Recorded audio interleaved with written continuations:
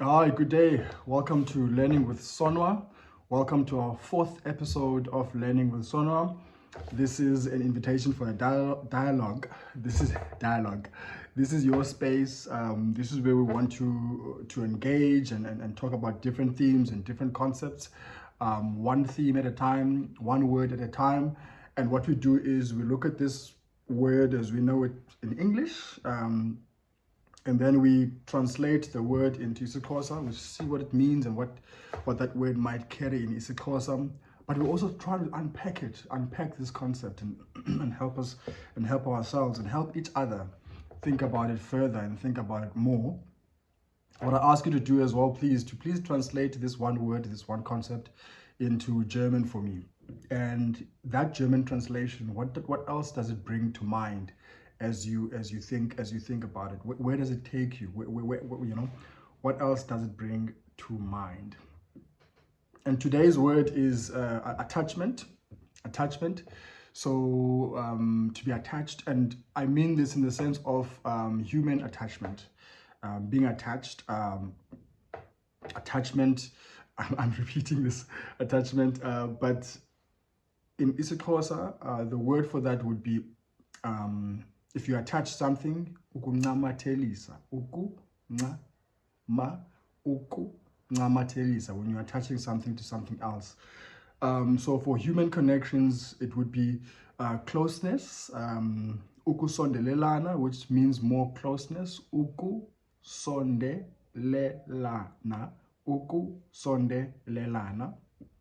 So that is attachment in isiXhosa. It's either ukuncamathelana, being close to each other, attached, or ukusondelelana, like that closeness of a relationship between people.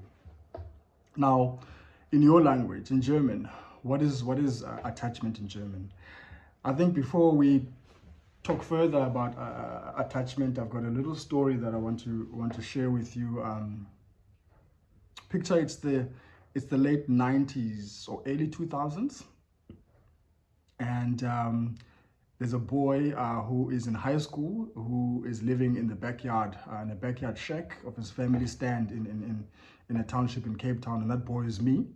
And on weekends, what I used to do is I would do my own washing off the school uniform and other clothing items, and hand wash these.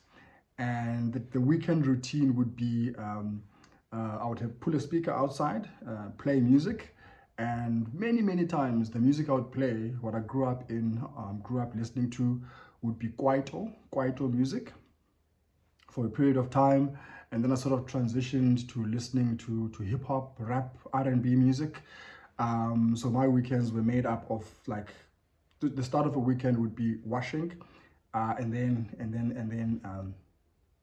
this music, of course, to make the working and the washing lighter. I needed to listen. I wanted to listen to something. But one time, and the neighbors kind of like got used to this, and some songs they would sing along to, some songs they didn't like, especially rap songs that were quite raw, that were quite telling a story in the most vivid, in the most rough way. They didn't like those songs, and I was often asked to turn the music down when it came to those songs, or I did it by myself before being asked. But the one time a friend of mine gave me a CD with a whole lot of different songs in it, and one of these songs was a song called Feel by Robbie Williams. Feel by Robbie Williams. I remember repeating this song maybe 10 times when I first heard it. It starts out, I want to something about wanting to contact the living. Come and hold my hand. I want to connect with the living or contact the living. So it starts out like that, and then there's a part where he talks about there's a hole in my soul. It's a real big place.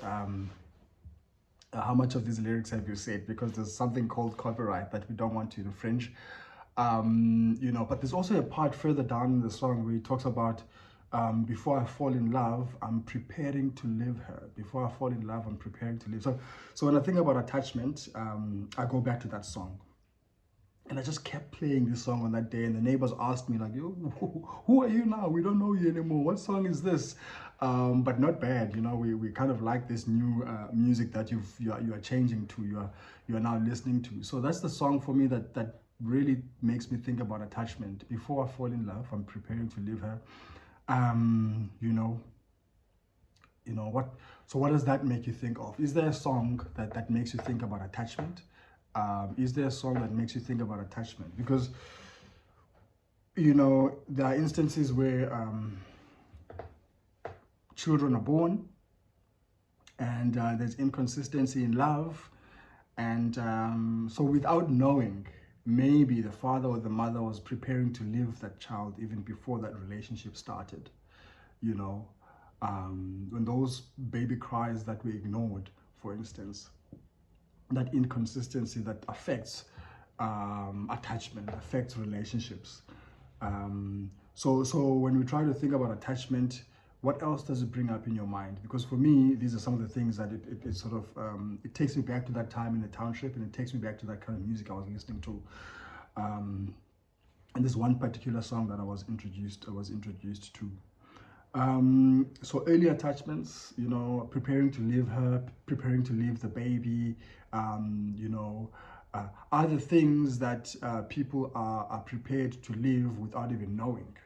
We're going to something, we're rushing into something, but we're ready to leave that thing or leave that space. Relationships that we start, they don't have to be romantic relationships or friendships or any kind of relationship that we start, that we already unknowingly even preparing to leave that space or leave that relationship or leave that person. How do we know these things? How do we know these things beforehand? So that, there's a whole lot of work that was done, that has been done in psychology and sociology around attachment and the different types of attachment. But today I want to bring it to these different examples that we can think of together. What disrupts caregiving? What disrupts attachment? If we're sticking with the example of a baby and the ignored cries, for many reasons, what disrupts, what makes caregivers overwhelmed? The people who are supposed to, the newborns or the people who've come to this world are supposed to be attached to. What makes the people who are supposed to nurture that attachment, what makes them overwhelmed at times? How does that affect attachment? Caregiving and the disruption of attachment. In South Africa or in Africa, in different parts of the world, the village steps in. Uncles and aunts step in to become parents when sometimes the parents are not physically there for many reasons. Work migration, ailments, elements and diseases and various other things, death and various other things, separation and various other things. So the village steps in, but the village starts with the relatives who come in to sort of fill in that gap. Can relatives fully fill in that gap as parents? But how does a person assess what they don't know? I don't know if my question makes sense, but like, if I grew up without parents and my uncles or aunts, as this is an example, my uncles or aunts stepped in to raise me as theirs, how do I know what I miss? How do I know what I didn't have? Is it when I see people celebrate Mother's Days and Father's Days? Is it when I play football and then the dads are on the touchline, but my dad is not there? Is it when I go on a swimming gala and the mothers are screaming on the stands, but my mother is not there? How does one know what they miss? So perhaps that could be one of the ways to think about the attachment. So does family and the people who come around or the village, does that dilute parental attachment, or does it help it? Does it fill the gap where it's missing? Let's help each other. I'm also trying to find answers for these questions. So I'm glad that you are here, that we're going to unpack these things together. Does it dilute attachment? Does it make it unstable in any way? Or does it help fill in a gap where there's something missing? Where there's something missing. So attachment, ukusondelelana, closeness. What is that word in German? And what are your thoughts about what I've asked now, what I've sort of unpacked so far? Attachment, and I'm sticking to family and role models that are sometimes not there, especially the role model in different settings, especially in South Africa. I mean, there are statistics that speak to this. Children growing up without fathers, or the father role model being missing in South Africa. What fills that gap? Is it the coach, the soccer coach, or is it the male teacher there, or is it somebody's dad, or is it the uncle? Who fills that gap of a missing male figure or a role model that one needed to be attached to? Who fills that gap? Who fills that gap when you're talking about attachment? I touched on migration, work migration. If parents or maybe are physically not there, or siblings are physically not there, now we have great developments in terms of communication around WhatsApp and different apps that help people connect. Facebook, you know them. I can give a list of these apps and programs that sort of help in a way with this digital kinship, this digital connectedness. But does that fully suffice for a human hug?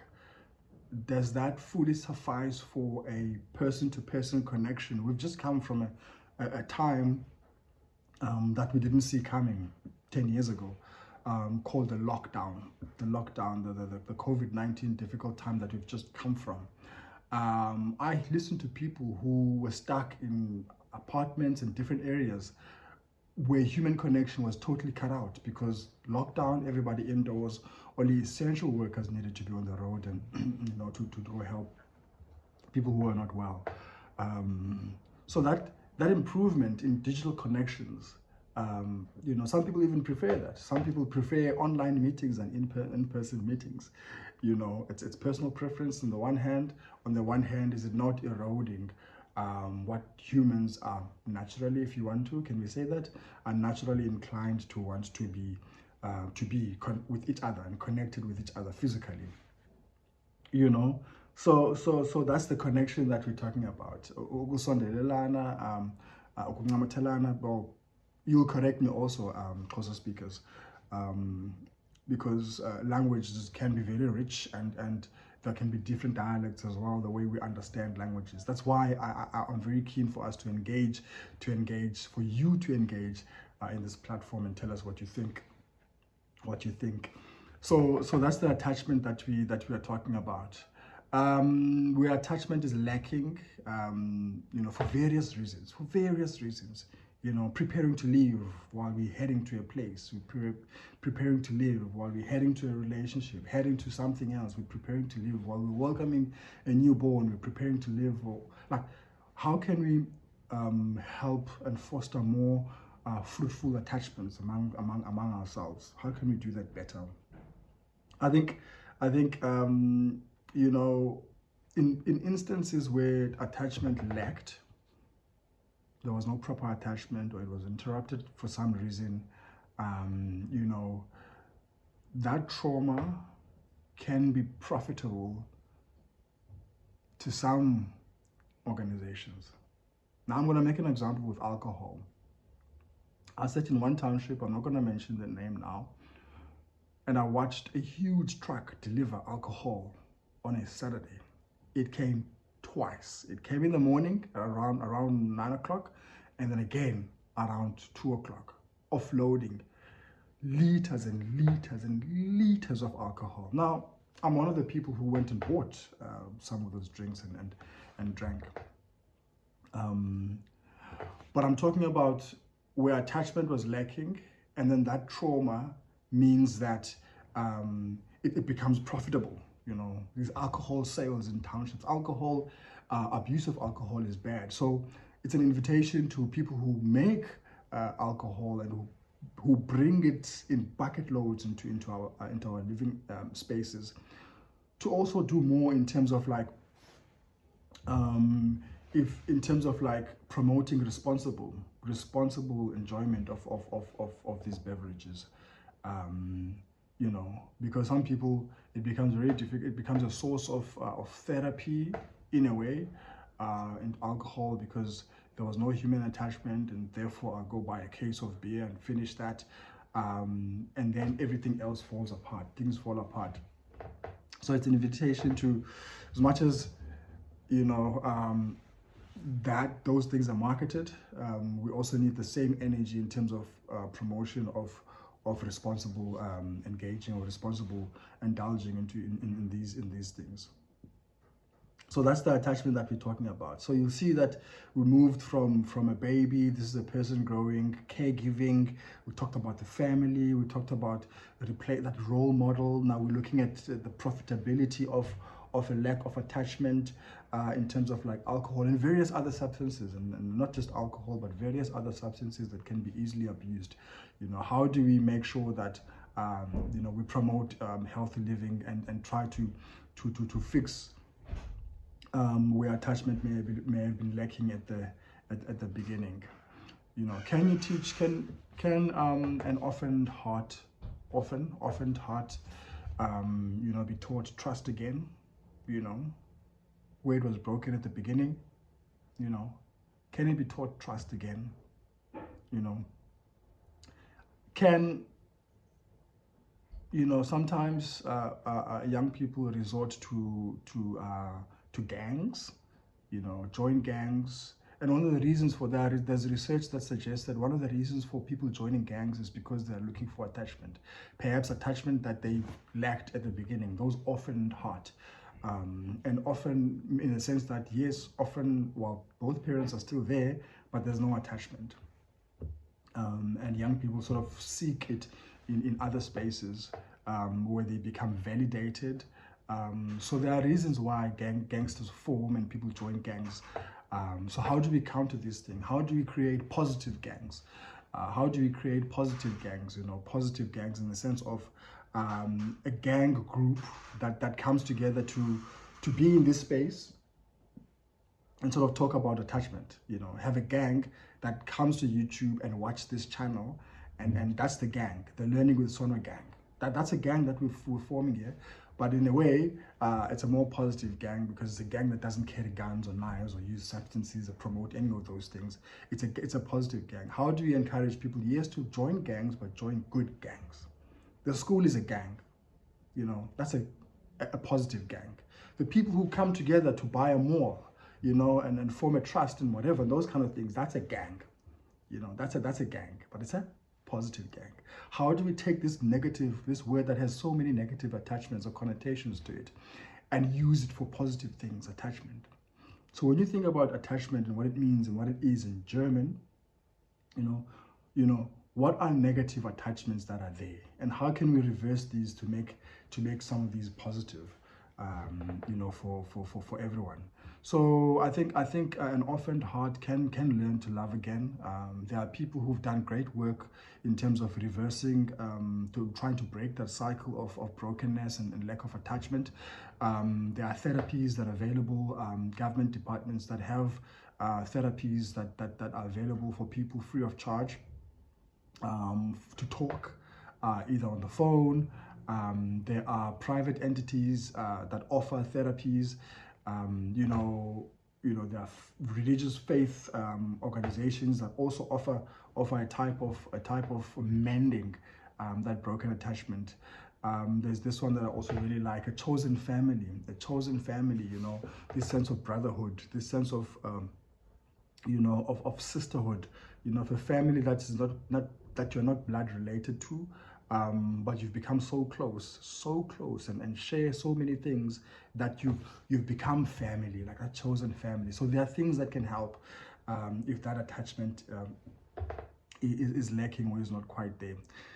Yeah, please let me know what you think. You know, I'm talking to you. This is an invitation to you to also please use the number below, in the description below, to engage with me directly. What is attachment? You know, people in South Africa, people in Germany, let's engage. Let's talk about attachment. What do you think about attachment? What are your thoughts when you hear the word attachment, human attachment, ukusondelelana, being close to each other, attachment? What is that word in German? This has been Learning with Sonwa. Goodbye.